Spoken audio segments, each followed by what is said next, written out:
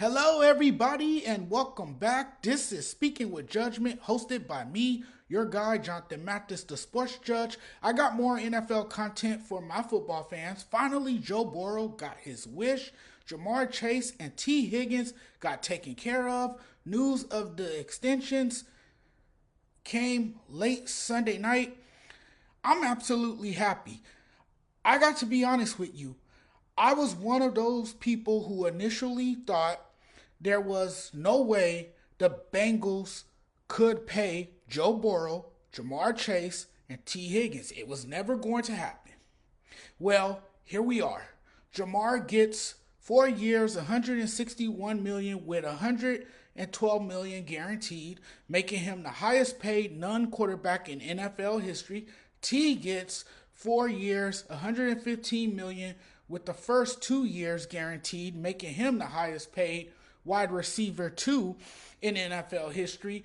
And I talked about T. Higgins and that I was hopeful they would get a deal done to keep him in Cincinnati. That's a nice receiver room. Jesus, Burrow now has two of the top weapons in the league at his side for the long haul. The Chase and Higgins extensions, when you look at the quarterback and the kind of season Burrow had, he really had one of the most underrated seasons in NFL history, by the way.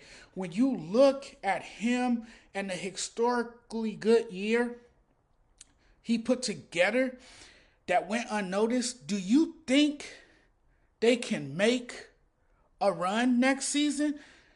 Their quest for the Lombardi Trophy remains intact, no doubt. They're going all in on their star receivers. They had already taken care of Joe Burrow, got him out of the way. You know what I would say to Bengals owner Mike Brown? Can't believe I'm actually saying this. But you know what I would say? That's the way to do it. That's good business. You need a good quarterback. And ultimately, you need to give him weapons. Obviously, Joe Burrow benefits playing with Jamar Chase and T. Higgins. It's a great situation. Listen, receivers matter when you have a quarterback as superb as Burrow. You know, if you're going to pay a quarterback what the Bengals paid Burrow, then you try everything you can to break the bank with huge deals for young wideouts. Gotta say, my favorite offense to watch next season is the Bengals, and I'm not feeding into the negativity. I tell you, one guy who is happy is Joe Burrow. You think he really gives a damn about these miserable people spilling out their anger over the extension of two wide receivers? It bothers me when people find a reason to complain about something after your team just secured two of the most exciting players in the game. And I get it. It drives a lot of you nuts. Their team building strategy is what the vast majority is being critical about. That's all it is. It's just that you don't like the way they build or the way the roster is constructed. What good are having two explosive receivers and a strong quarterback when you don't have the protection or the defense to come on and make big plays? You're looking around on offense, seeing everything you have, and then you're looking at the defense going, oh man, this team needs a lot of work. And that's my approach to it as well. However, Chase and Higgins had a big payday coming.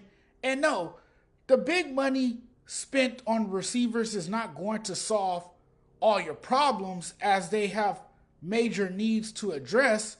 Their bigger needs lie in pass protection and run defense. That's been among the worst in the NFL. You look at their offensive line for long stretches last season, Burrow didn't trust the O-line to sustain blocks long enough for him to create positive plays. I'm looking at that too. I'm like, you're paying your receivers and basically using a formula that has proven to be ineffective. If Joe Burrow is not getting the protection that he needs, then how is he going to make plays and get the ball to his receivers? And it feels as though they're not addressing the real issues. So people are critical of this because you look around at that defense and you realize there's no help on the way because all of the money is now being spent on the offensive side of the ball. It's funny to me that the narrative flipped immediately from how can you let a guy like him walk to why would you pay him? It's kind of a lose-lose situation when you really think about it. Should we look at this and feel good about the Cincinnati Bengals? You all hope they do something about the defense, then they'll really be in business. You know, even if the team is not perfect on both sides, you still have one of the top offenses in football.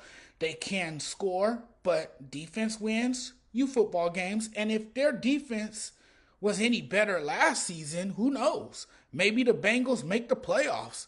There are question marks about roster building, no doubt about it. There are question marks around this defense, but you found a way to get it done. So now you run it back with those two guys and your quarterback. You bring these two receivers back. You have Joe Burrow. You have this offense that can put up 30 plus points per game. But can your defense stop the opposing team's offense from scoring?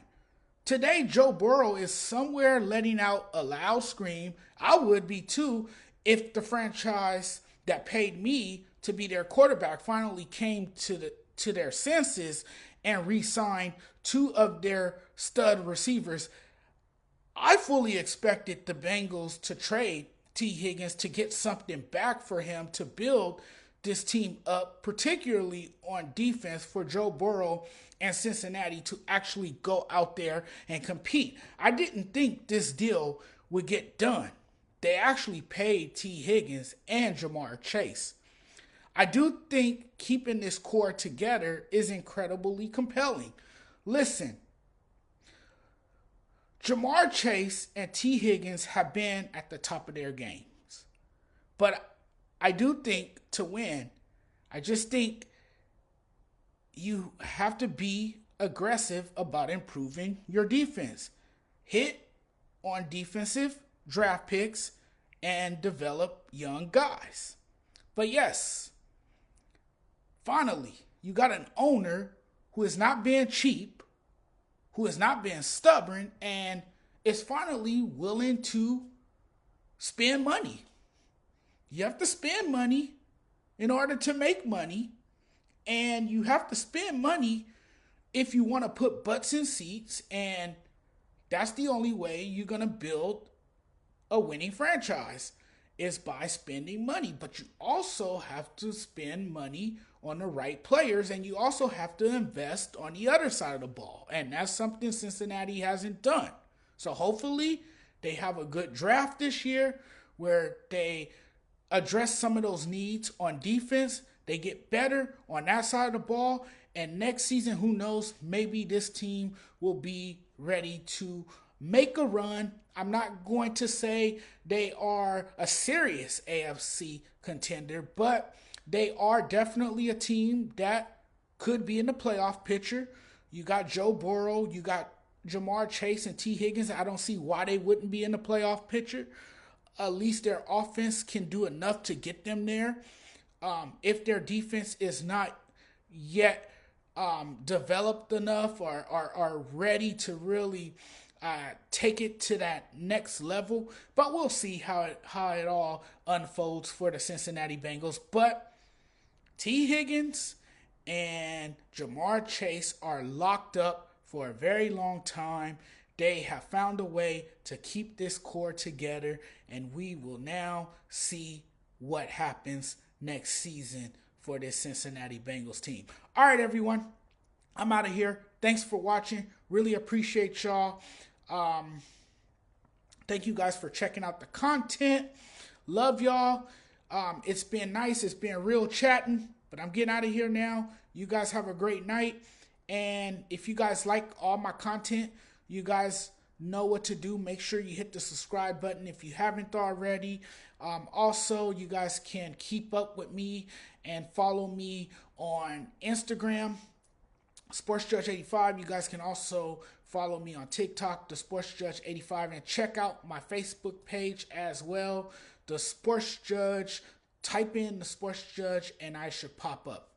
All right, guys, take care. We'll talk sometime tomorrow. We're definitely bringing the madness tomorrow. We're coming with some March Madness content tomorrow. I got a lot to get into tomorrow. But until next time, you guys take care and have a great night. Thanks again, everyone. Take care.